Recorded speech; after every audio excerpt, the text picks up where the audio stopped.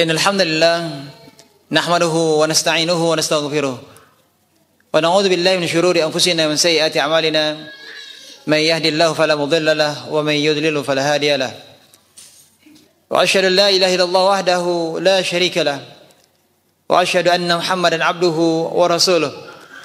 Allahumma shalli wa sallim ala nabiyyina Muhammad wa ala alihi wa ashabihi wa tabi'ahum bi ihsan ila yaumiddin. Amma ba'd. Ibu-ibu yang semoga senantiasa dirahmati Allah Subhanahu wa taala dan para pemirsa Najah TV dimanapun Anda berada, rahimakumullah. Alhamdulillahilladzi bi ni'matihi tatimmu shalihat. Kesempatan yang berbahagia ini kita akan melanjutkan pembahasan kita dari tafsir juz amma. Pembahasan kita di kesempatan ini adalah tentang surah Al-Ikhlas. Surat Al-Ikhlas adalah surat Makkiyah. Surat yang diturunkan sebelum hijrahnya Rasulullah SAW ke Madinah. Selain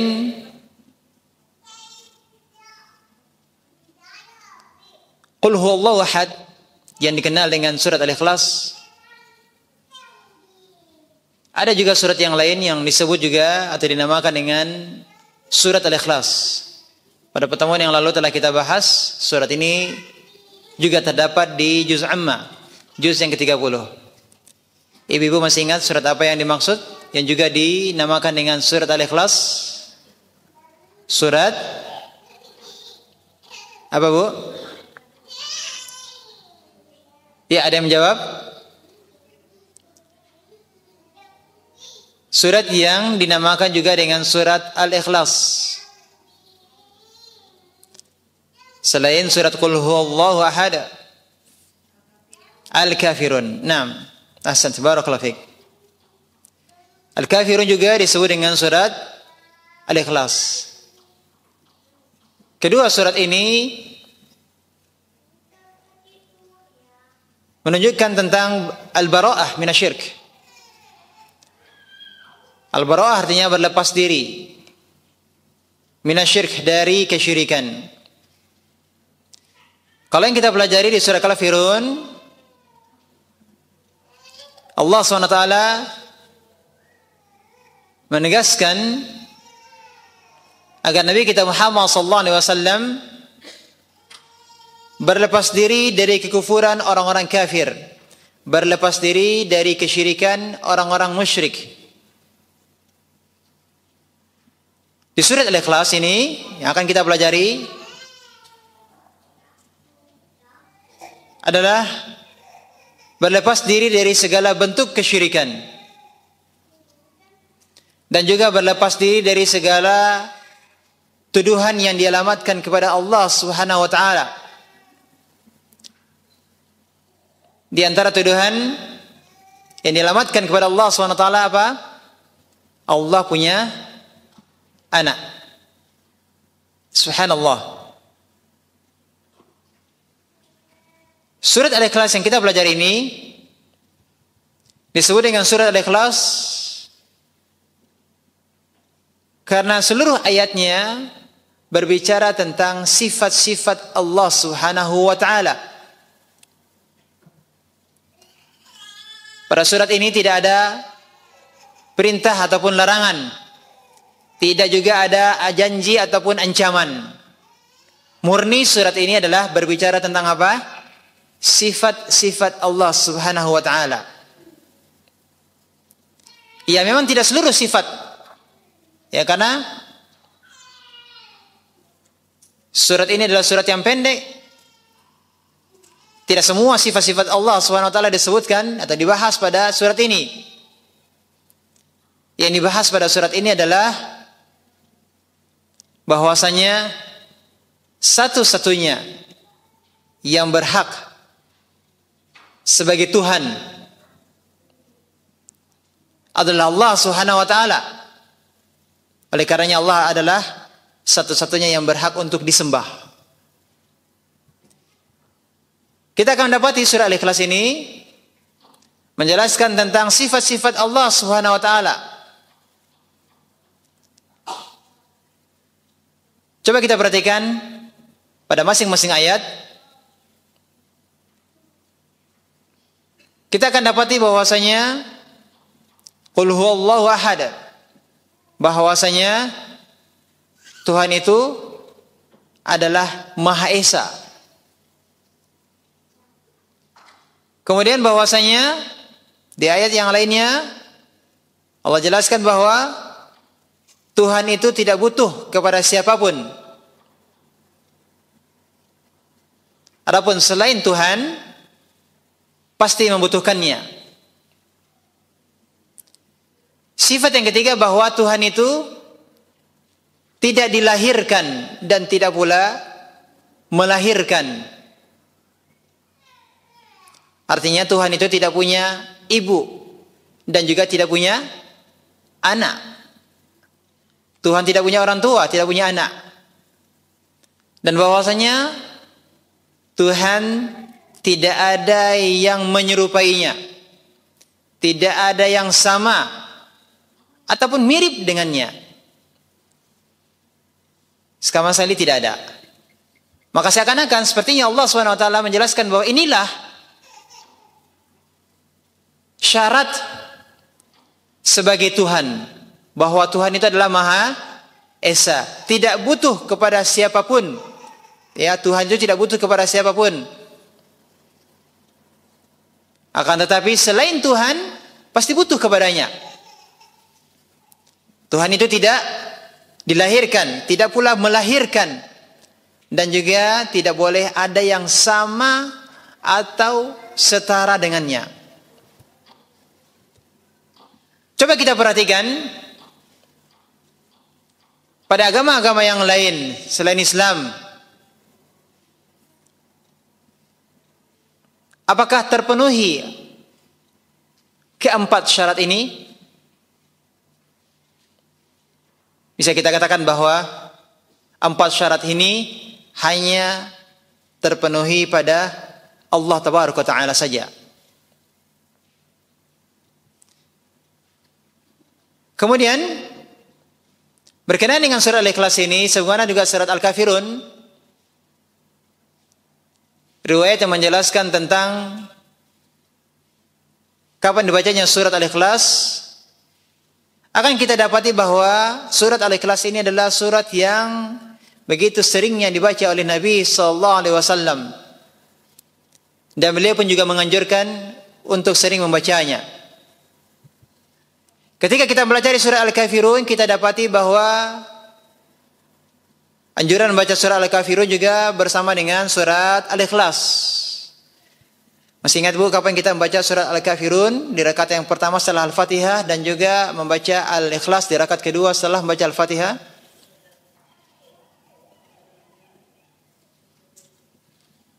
Qabliyah subuh, salat sunnah 2 rakaat sebelum subuh, 2 rakaat setelah salat maghrib. Salat witir, iya juga salat witir, iya di rakaat kedua Al-Kafirun, di rakaat yang ketiga Al-Ikhlas. Kemudian bagi yang umrah atau haji ketika tawaf, setelah tawaf disunahkan untuk salat sunnah tawaf 2 rakaat, juga membaca surat Al-Kafirun dan surat Al-Ikhlas. Termasuk juga adalah sebelum tidur, di antara surat yang disunahkan untuk dibaca adalah membaca surat Al-Ikhlas. Demikian juga surat Al-Ikhlas dianjurkan dibaca setelah selesai salat fardu. Disunahkan juga membaca surat Al-Ikhlas sebagai zikir pagi dan zikir petang. Ini semuanya menunjukkan bahwa surat Al-Ikhlas ini adalah surat yang istimewa. Di antara dalil yang menunjukkan tentang keutamaan surat Al-Ikhlas, di antaranya adalah bahwasanya surat Al-Ikhlas ini adalah semisal sepertiga Al-Quran. Semisal sepertiga Al-Quran, sebagaimana sabda Nabi SAW, "Walladzi nafsi biyadihi innaha la ta'dilu sulusal Quran." Nabi SAW bersabda, demi zat yang jiwaku ada di tangannya, surat Al-Ikhlas itu sebanding dengan sepertiga Al-Quran. Hadis riwayat Al-Bukhari. Dan juga dalam riwayat yang lain Nabi SAW bersabda kepada para sahabat, ayajizu ahadukum ayaqra sulsal Quran fi lailah. Apakah salah seorang di antara kalian tidak mampu untuk membaca sepertiga Al-Quran dalam satu malam? Apa jawaban para sahabat?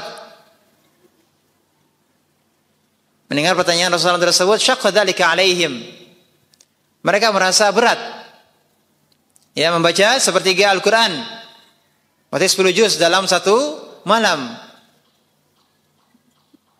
Maka mereka bertanya kepada Rasulullah SAW, ayyuna yutiqu dzalika ya Rasulullah? Siapa di antara kami yang mampu wahai Rasulullah? Maka kemudian Rasulullah menjawab, Allahul Wahidus Samad, sulusul Quran. Rasulullah SAW mengatakan bahwa Allahul Wahidus Samad artinya surat Al-Ikhlas, sulusul Quran, sepertiga Al-Quran. Hadis riwayat Al-Bukhari.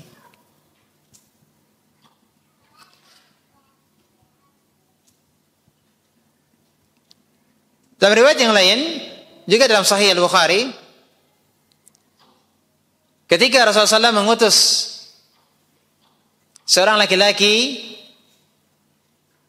pada pasukan khusus yang ditugaskan untuk operasi tertentu atau yang disebut dengan sariyah, maka laki-laki tersebut menjadi imam. Para sahabat yang lainnya menjadi makmumnya. Dan sahabat yang menjadi imam ini selalu mengakhiri bacaan suratnya dengan surat Al-Ikhlas. Ya. Apapun ayat yang dibacanya, sebelum ruku maka dia membaca apa? Surat Al-Ikhlas. Maka ketika mereka pulang, hal ini disampaikan kepada Rasulullah SAW, maka beliau mengatakan, saluhu li syai'in yasna'u dzalik. Tanyakanlah kepadanya kenapa dia seperti itu. Di setiap rakaatnya selalu membaca surat Al-Ikhlas. Maka kemudian mereka bertanya kepadanya dan dia katakan, li'annaha sifatur rahman fa ana uhibbu an aqra'a biha. Karena di dalam surat Al-Ikhlas itu terdapat sifat Ar-Rahman dan aku suka untuk selalu membacanya. Maka mendengar apa yang dikatakannya tersebut, Rasulullah mengatakan, akhbiruhu annallaha yuhibbuh. Beritahukanlah kepadanya bahwa Allah Tabaraka Ta'ala juga mencintainya. Dia mencintai Allah, Allah pun mencintainya. Nah, ini diantara riwayat tentang keutamaan surat Al-Ikhlas. Surat ini dikatakan surat Al-Ikhlas karena surat ini murni diturunkan oleh Allah Subhanahu wa taala untuk menjelaskan tentang sifat-sifatnya. Kita akan pelajari tentang sebab turunnya surat ini. Ya, ini ketika orang-orang musyrikin datang kepada Nabi SAW, mereka mengatakan, unsub lana rabbak, sebutkan nasab atau sifat Rabbmu pada kami. Maka kemudian turunlah firman Allah SWT surat Al-Ikhlas kepada Nabi untuk menjawab orang tadi yang menanyakan tentang nasab Allah atau tentang sifat Allah Tabaraka Ta'ala. Maka Allah turunkan surat Al-Ikhlas. Qul huwallahu ahad. Katakanlah dialah Allah yang Maha Esa. Ini pun juga menjadi dalil yang sangat tegas bahwasanya Allah Tabaraka Ta'ala adalah Maha Esa. Allah Maha Esa dalam segala hal. Allah Ahad dalam rububiyahnya, dalam uluhiyahnya, dan dalam asma wasifat. Allahu Ahad, Allah Maha Esa dalam rububiyahnya. Berarti Allah adalah Maha Esa dalam penciptaan alam semesta. Allah adalah Al-Khaliq. Allah Maha Esa dalam kepemilikan alam semesta. Dan Allah Maha Esa dalam pengaturan alam semesta. Ini berkaitan dengan apa, Bu? Rububiyah. Berarti Allah adalah sebagai pencipta, yang memiliki, yang mengatur. Allah Maha Ahad, Allah Maha Esa. Ya. Tidak ada yang bersama Allah SWT dalam menciptakan alam semesta, dalam kepemilikan dan dalam mengatur alam semesta.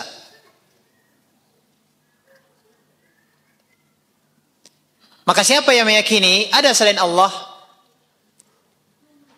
yang ikut menciptakan, yang juga memiliki atau meyakini selain Allah mampu mengatur alam semesta, maka dia terjerumus dalam kesyirikan.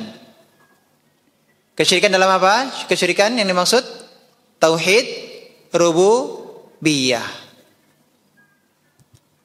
Allah SWT berfirman dalam surat Fatir ayat 13, walladzina tad'una min dunih ma yamlikuna min qitmir.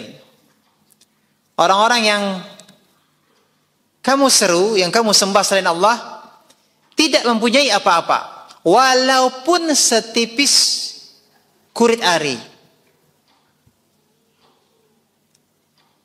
Ya, tidak punya kepemilikan sedikit pun, walaupun hanya setipis kulit ari, dia tidak miliki. Karena alam semesta ini semuanya adalah milik Allah SWT. Allah yang menciptakan seluruhnya. Karena Allah yang menciptakan seluruhnya, Allah lah pemiliknya. Allah SWT berfirman, ya ayuhan nas, duriba masalun fastami'u lah. Wahai manusia, telah dibuat masal, perumpamaan. Fastami'u lah, maka dengarkanlah olehmu perumpamaan tersebut. Innal ladzina tad'una min dunillah la yakhluqu dzubaban walau ijtama'u lah. Sesungguhnya segala yang kamu seru, yang kamu sembah selain Allah, sekali-kali tidak dapat menciptakan seekor lalat. Satu ekor lalat pun juga tidak akan mampu, walaupun mereka semuanya berkumpul bersatu untuk menciptakan seekor lalat. Tidak akan ada yang mampu yang bisa menciptakan lalat tersebut. Seluruh sembahan-sembahan yang disembah oleh manusia selain Allah, kumpulkan seluruhnya, tidak akan ada yang mampu menciptakan seekor lalat. Atau yang lebih kecil dari lalat, juga mereka tidak akan mampu menciptakannya. Seluruh manusia pun juga, kalau mereka bersatu padu, mereka berkumpul untuk menciptakan semut, bukan robot semut, tapi semut yang bernyawa.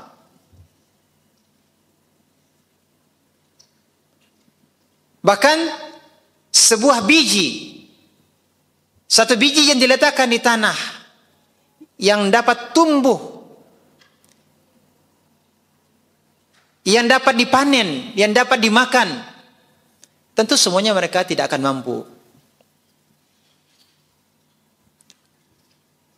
Dalam hadis qudsi Allah SWT berkata, "Wa man azlamu mimman dhahaba yakhluqu ka khalqi." Siapakah yang lebih zalim? Yang lebih zalim dari orang yang hendak menciptakan seperti ciptaanku. Falyakhluqu dzarrah aw liyakhluqu habbatan aw sya'irah. Hendaknya mereka menciptakan semut, atau hendaknya mereka menciptakan biji atau gandum. Tidak ada yang mampu, karena yang menciptakan semuanya hanyalah Allah.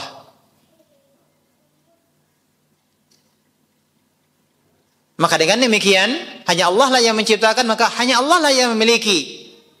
Hanya Allah yang menciptakan, hanya Allah yang memiliki alam semesta ini, maka hanya Allah saja pula yang mengatur alam semesta ini. Maka demikian juga siapa yang meyakini bahwa ada yang mengatur alam semesta selain Allah, dia punya kemampuan untuk mengatur alam semesta ini, sebagian dari alam semesta ini ada yang mampu untuk mengurusnya, mengaturnya, maka berarti dia telah terjerumus ke dalam kesyirikan. Bagaimana dengan para malaikat? Ya, ada para malaikat yang ditugaskan untuk mengatur sebagian alam. Tetapi para malaikat tersebut mereka tidak berdiri dengan sendirinya. Akan tetapi mereka mengatur, contohnya mengatur gunung. Itu pun juga karena perintah Allah Subhanahu wa taala. Para malaikat, Allah lah yang menciptakan mereka. Mereka bisa bergerak, bisa mengatur sebagian alam dengan perintah Allah. Allah lah yang menciptakan mereka. Allah lah yang memberikan mereka kemampuan.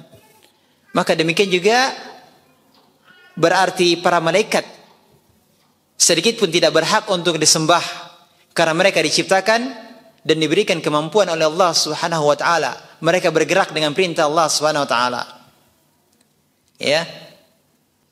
Ini terkait dengan rububiyah Allah. Allah Maha Esa dalam hal rububiyahnya. Allah Maha Esa juga dalam uluhiyahnya.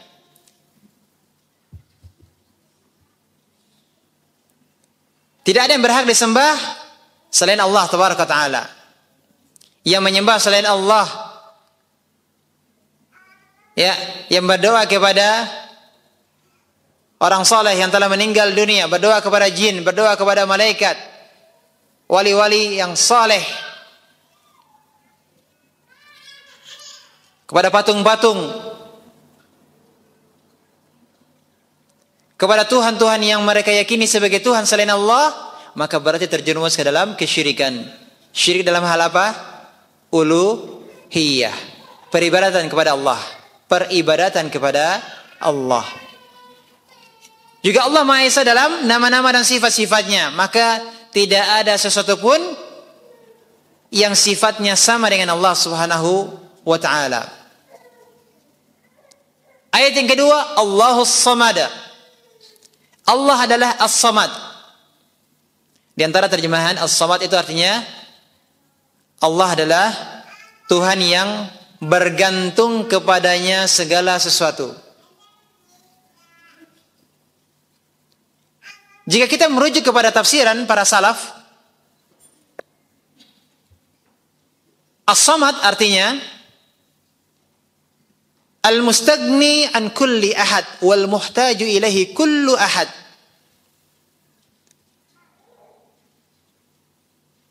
Yang tidak membutuhkan kepada segala sesuatu. Allah tidak butuh kepada segala sesuatu. Dan yang segala sesuatu membutuhkannya. Ini diantara makna As-Samad.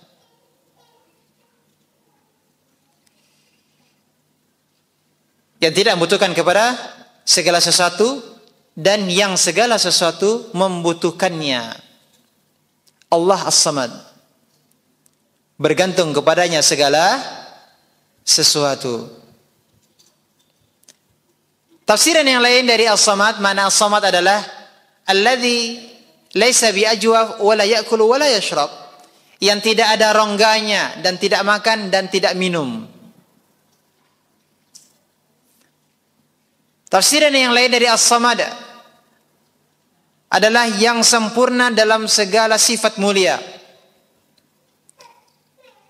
Yang sempurna dalam segala sifat mulia. Ibnu Abbas radhiyallahu anhu berkata, Allah adalah As-Sayyid, pemimpin yang sempurna dalam kepemimpinannya. Allah adalah Asy-Syarif, yang maha mulia, yang sempurna dalam kemuliaannya. Al-Azim, yang maha agung, sempurna dalam keagungannya. Al-Halim, yang maha santun, sempurna dalam kesantunannya. Al-Ghani, yang maha kaya, sempurna dalam kekayaannya. Al-Jabbar, yang maha kuasa, sempurna dalam kekuasaannya. Al-Alim, yang maha berilmu, sempurna dalam ilmunya. Al-Hakim, yang maha bijaksana, sempurna dalam kebijakannya. Wa huwa alladhi qad kamula fi anwa'i syarafi was-su'dad. Dan dialah Allah yang sempurna dalam berbagai macam kemuliaan dan kepemimpinan. Wa huwa Allah subhanahu hadhihi sifatu la yanbaghi aw la tanbaghi illa lahu. Dialah Allah yang demikianlah sifatnya, tidak boleh kecuali hanya untuknya, hanya untuk Allah. Jadi Allah As-Samad, Allah yang sempurna dalam segala sifat mulia. Mana yang lain dari As-Samad? Alladzi yaf'alu ma yasha' wa yahkumu ma yurid. Yang melakukan apa yang dia kehendaki dan menetapkan apa yang ia kehendaki. Allah melakukan dan menetapkan apa yang ia kehendaki. Jadi kalau kita kumpulkan seluruh tafsiran ini, maka maknanya adalah Allah maha sempurna dalam segala hal. Tidak membutuhkan kepada sesuatu pun, dan seluruh makhluk membutuhkannya. Inilah makna dari apa? Allahus Samad. Tafsiran-tafsiran yang telah kita sebutkan tadi tidak bertentangan, tapi saling menjelaskan. Allah maha sempurna dalam segala hal, tidak butuh kepada sesuatu pun, dan seluruh makhluk membutuhkannya. Ayat yang ketiga, lam yalid wa lam yulad. Lam yalid, tidak beranak, wa lam yulad, dan tidak pula diperanakkan. Ayat ini adalah bantahan terhadap siapa saja yang mengatakan bahwa Allah punya anak. Bantahan terhadap Nasara yang mengatakan bahwa Nabi Isa alaihissalam adalah putra Allah. Bantahan terhadap Yahudi yang mengatakan bahwa Uzair adalah putra Allah. Bantahan terhadap kaum musyrikin yang mereka meyakini bahwa para malaikat itu adalah putri-putri Allah. Lam yalid wa lam yulad.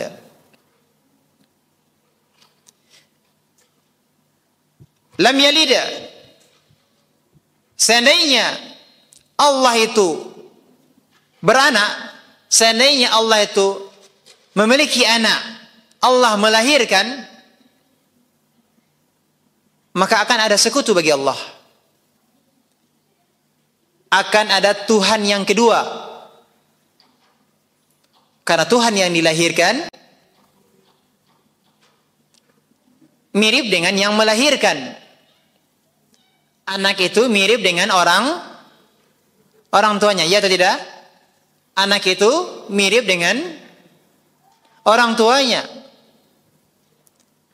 Akan tetapi Allah SWT menyebutkan dalam surah Az-Zukhruf ayat 81, "Qul in kana lirahmani walad fa ana awwalul 'abidin." Katakanlah jika benar Tuhan Ar-Rahman memiliki anak, maka akulah, yakni Muhammad sallallahu alaihi wasallam, orang yang pertama sekali mengibadahi anak Tuhan. Ini maknanya apa? Bahwasanya Allah tidak punya anak. Kalau Allah punya anak, pasti Nabi kita Muhammad SAW yang pertama sekali menyembahnya. Kalau Allah punya anak, tentu anak tersebut akan sama atau mirip dengan orang tuanya. Anak akan mirip dengan Allah. Allah yang sempurna dalam segala hal. Berarti anak Tuhan pun juga berhak untuk disembah. Subhanallah, maha suci Allah dari disifati dengan Tuhan yang memiliki anak. Allah tidak memiliki anak. Allah tidak melahirkan. Allah tidak beranak. Demikian juga walam yulad, Allah juga tidak dilahirkan. Seandainya Allah dilahirkan, maka berarti Allah juga bisa mati. Karena seluruh yang dilahirkan pasti akan menuju kepada kematian. Apakah Allah akan mati? Tidak. Maka Allah tidak dilahirkan.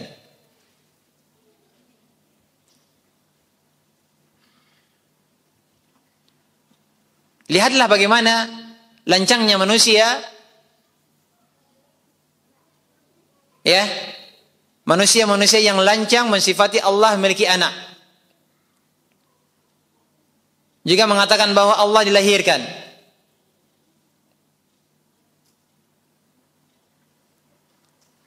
Ya, bersikap lancang terhadap Allah yang telah menciptakan mereka. Sekalipun Allah telah dituduh dengan tuduhan-tuduhan yang buruk tersebut, Allah begitu penyabar.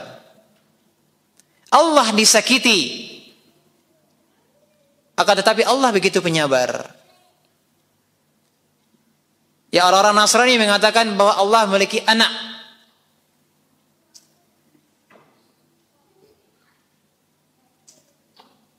Ya, Allah tidak suka disifati dengan sifat tersebut.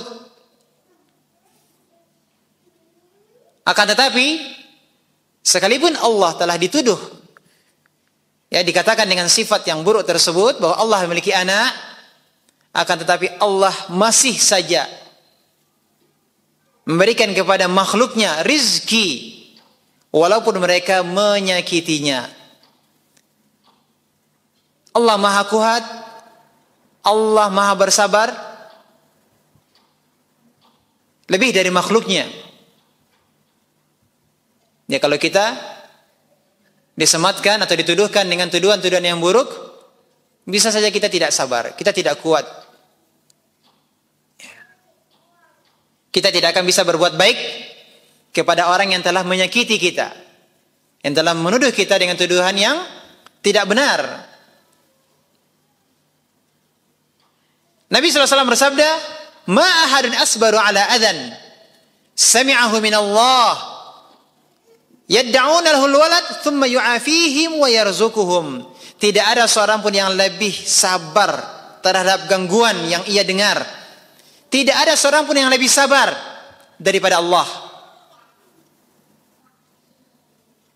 Manusia menyatakan bahwa Allah memiliki anak, akan tetapi tetap saja Allah memaafkan dan masih memberi rizki kepada mereka. Hadis riwayat Bukhari.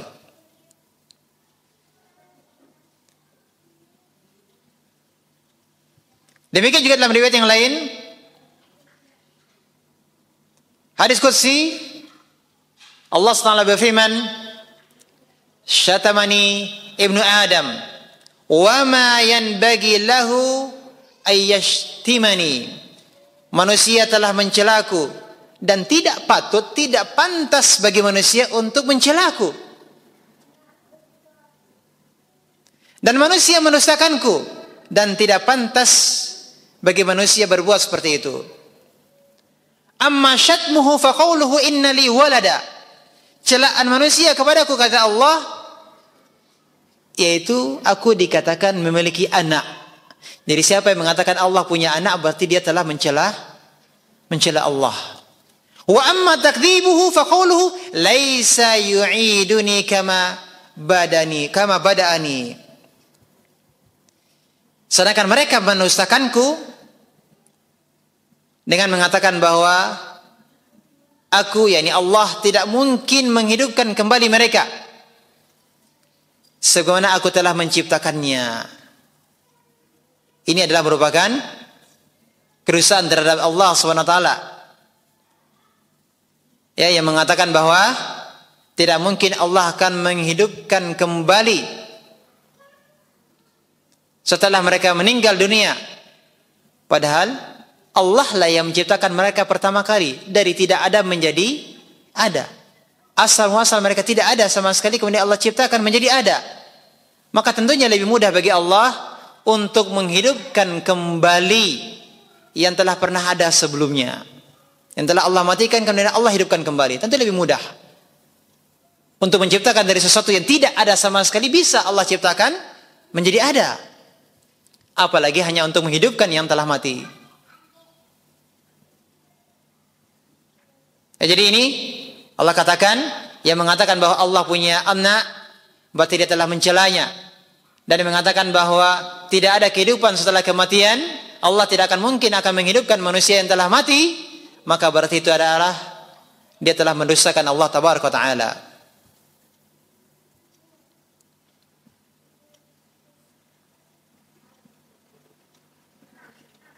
Kemudian ada hal yang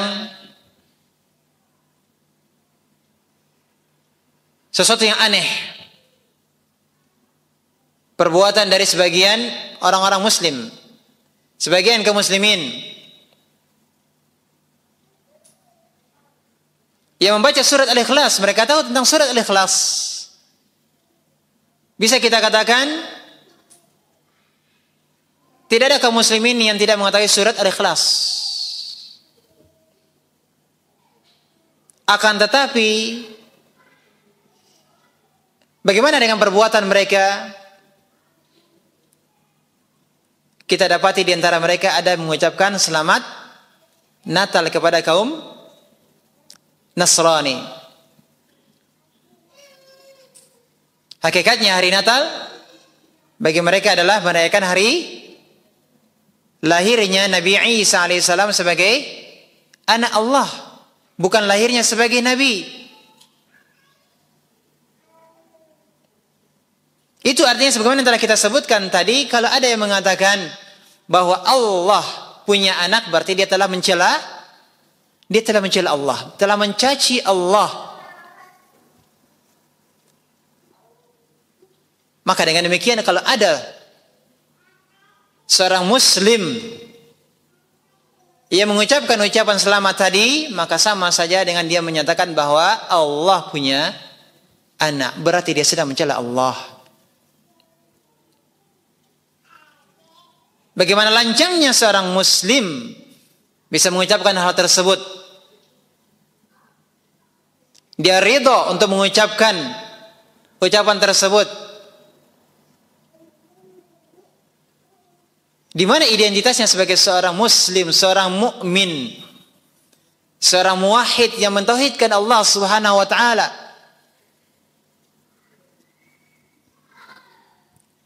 Maka penting bagi kita untuk menghafal firman Allah Subhanahu wa taala surat Maryam ayat 88 sampai dengan 93.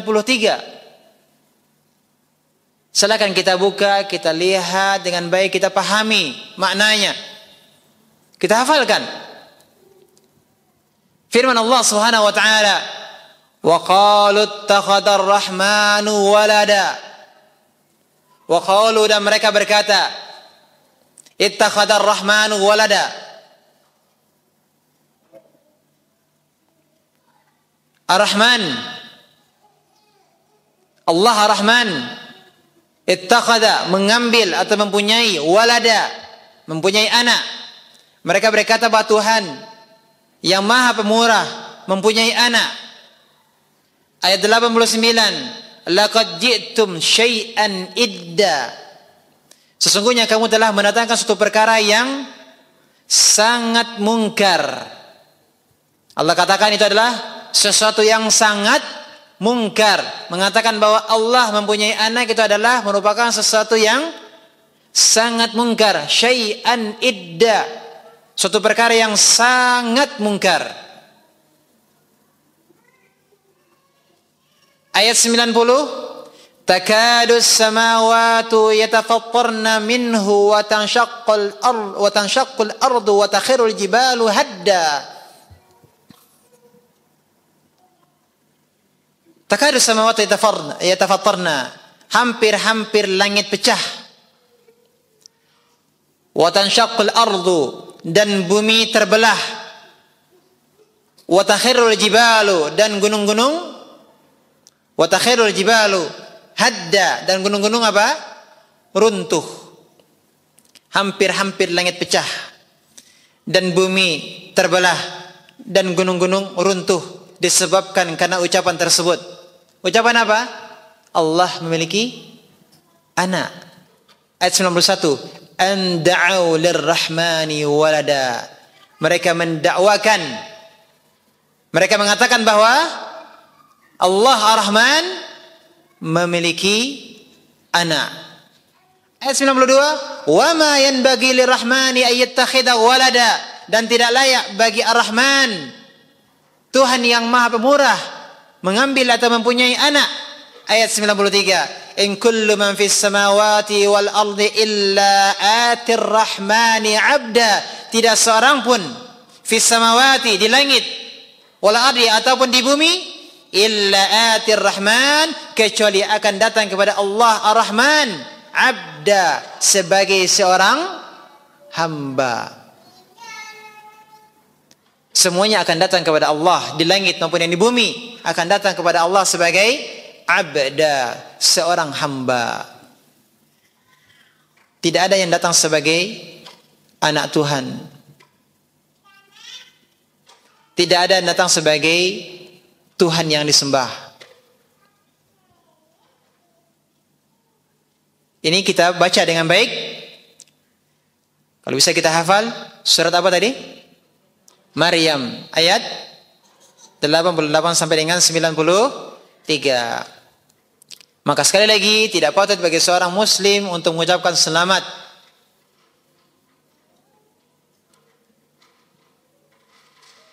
dalam bentuk apapun ucapan tersebut, yang maknanya adalah ucapan selamat bahwa Tuhan memiliki anak. Tidak mengucapkan, tidak pula menghadiri acara mereka, karena semuanya diharamkan. Mengucapkan dan terlebih lagi menghadirinya juga diharamkan. Kita sebagai umat Islam punya jati diri. Kita punya prinsip. Ya. Kita juga bertoleransi. Bertoleransi kepada umat yang lain, termasuk kepada umat Nasrani yang menjalankan ibadah mereka. Namun toleransi tidak berarti, bukan berarti mengharuskan. Toleransi bukan berarti melazimkan untuk ikut serta dalam peribadatan mereka. Namanya toleransi,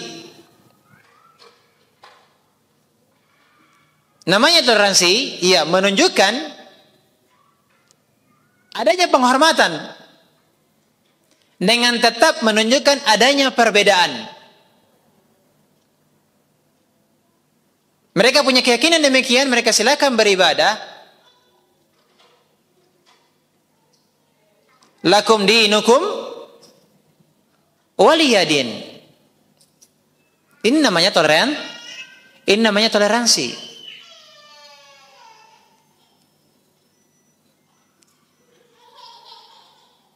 Menunjukkan adanya penghormatan dengan tetap menunjukkan adanya perbedaan. Akan tetapi jika seseorang ikut serta dalam peribadatan mereka, maka dia telah menghilangkan hakikat toleransi. Ayat berikutnya, walam yakul lahu kufuwan ahad. Tidak ada seorang pun yang setara dengannya, yang setara dengan Allah. Ayat keempat ini juga adalah merupakan penegasan tentang kesempurnaan keagungan Allah Subhanahu wa taala. Keagungan sifat-sifat Allah Subhanahu wa taala. Apapun yang terbetik dalam hati kita, dalam pikiran kita tentang sifat Allah, maka semuanya tidak benar. Ya, kenapa? Karena Allah lebih agung dari apa yang terbetik dalam hati dan pikiran kita.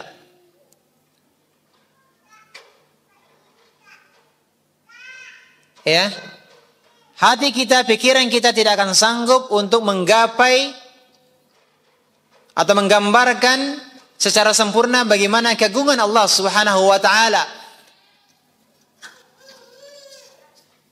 Sedangkan surga Allah saja kita tidak bisa menggambarkan dengan sempurna bagaimana kenikmatan di surga, terlebih lagi yang telah menciptakan surga. Makanya Allah tegaskan dalam firman-Nya surat Asy-Syura ayat 11, "Laisa kamitslihi syai'un wa huwas samiul basir." Tidak ada sesuatu pun yang serupa dengan Allah dan Dialah yang Maha mendengar lagi Maha melihat. Surat apa ini? Asy-Syura ayat 11. Maka tidak ada yang serupa dengan Allah Subhanahu wa taala dan tidak ada sesuatu yang bisa mewakili bagaimana sifat Allah Subhanahu wa taala.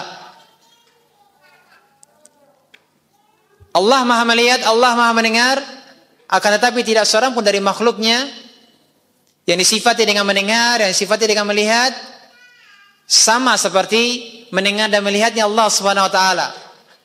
Karena mendengar dan melihatnya makhluk terbatas. Bahkan sangat terbatas, sangat terbatas. Pendengaran dan penglihatan makhluk sangat-sangat terbatas. Akan tetapi Allah Subhanahu wa taala menciptakan segala sesuatunya, menciptakan alam semesta. Allah menciptakan makhluk-makhluk yang terkecil. Allah Maha mengetahuinya, Allah Maha melihatnya, Allah mendengarnya. Tidak ada yang bisa menghalangi, membatasi Allah Subhanahu wa taala. Sekali lagi, laisa kamitslihi syai'un wa huwas samiul basir. Tidak ada sesuatu pun yang serupa dengan Allah. Dialah yang Maha mendengar lagi Maha melihat. Inilah surah Al-Ikhlas yang kita pelajari, betapa agungnya, betapa besarnya pelajaran yang kita ambil berkenaan dengan kesempurnaan Allah Tabaraka Ta'ala. Allah adalah Ahad, Maha Esa dalam segala sesuatunya. Dalam uluhiyahnya, rububiyahnya, asma dan sifatnya. Demikian yang dapat kita pelajari, mudah-mudahan bermanfaat. Wassallallahu Muhammadin wa ala alihi wasallam. Semoga Allah SWT senantiasa menjadikan kita sebagai orang-orang yang ikhlas, orang-orang yang bertauhid, dijauhkan dari segala kesyirikan, kita dan keluarga kita dan seluruh kaum muslimin. Semoga Allah SWT mewafatkan kita di atas tauhid, mentauhidkan Allah Subhanahu wa taala. Allahumma amin. Subhanaka wa bihamdika asyhadu an la ilaha illa anta astaghfiruka wa atubu ilaik. Wassalamualaikum warahmatullahi wabarakatuh.